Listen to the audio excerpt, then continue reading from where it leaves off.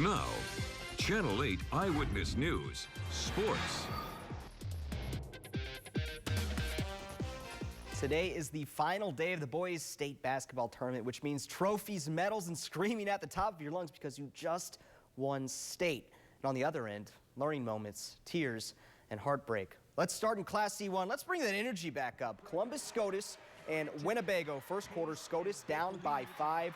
Cody Maracek reigns a 3. Winnebago is up by a deuce. But the Indians, your story of the tournament, that's Matt Wingate with the and one. They would hold their lead and never look back. The Indians win their first state title in 75 years. They're Class C1 champs, 66-51. Class D1, Humphrey, St. Francis, and High Plains. Let's pick it up in the third quarter. High Plains is down by 6. Josh Demers from the corner that cuts the lead in half. Let's go to the fourth quarter. Storm still down by 4.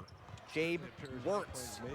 That one cuts the lead to just 1. Later in the fourth, High Plains would eventually get the lead and hold on, and they win their first state championship in school history.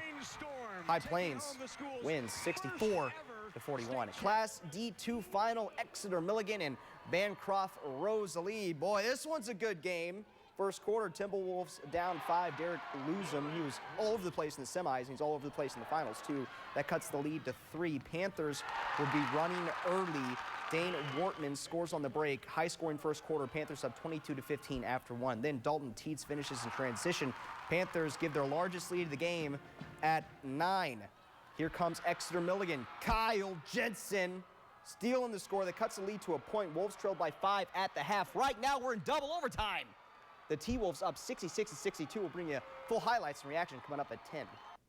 1 week down, but you're only a third of the way there. The Huskers finished up their first week of spring practice today. Plenty of soreness left for these guys. Nebraska practiced for about 2 hours for their 5th practice of the spring. The team didn't split up for 2 separate practices as before, but as one group, alternating snaps. Daniel Davey is out for at least a week with a sprained ankle. Besides some light injuries, Coach Riley says the Huskers are doing pretty swell. Just going through this first third of spring ball, you know, it just hits you right between the eyes what being at a place over a period of time means to you, you know, which is like on the first day of spring practice at Oregon State, we could almost go roll the ball out, call plays, and they just start, you know. So, you know, we start from a little bit different perspective, but that is absolutely fine because the work and the attention of these guys is very good. Corner Charles Jackson is out for the rest of spring ball with that knee. Coach Riley says he will need arthroscopic knee surgery. He's recovering from a torn ligament in fall camp last year. Wide receivers Jordan Westerkamp, DeMornay Pearsonell, and Lane Hovey sat out today. So did defensive end Joe Keels. Riley also says they will try practicing as one group like today in their next practice, which is Monday. Husker baseball, game 2 with Florida Gulf Coast at Haymarket Park. Bottom of the first, 2 quackers on the water for Tanner Lubach. He drives it deep off the left foul pole. Originally ruled a double. Umps get together and say, hey, touch them all. Home run makes it 3-0. Top of the fourth, now 4-0. Gulf Coast threatening. Luis Alvarado doesn't make the grab, but he makes the throw. Runner tagged at the plate. That would end the inning.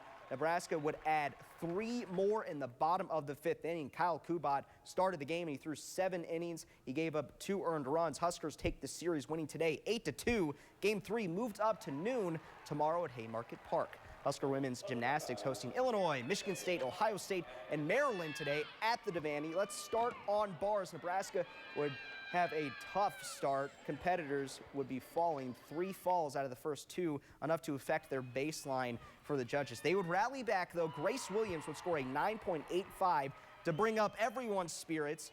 Jessie DeZio was the star. She notched a 9.875 on bars, won the beam, good enough to take home the all-around title. Huskers would take second in the event behind Illinois. The Concordia women beat Jamestown tonight to advance to the Fab Four. They call it the Fab Four in NAIA in the tournament.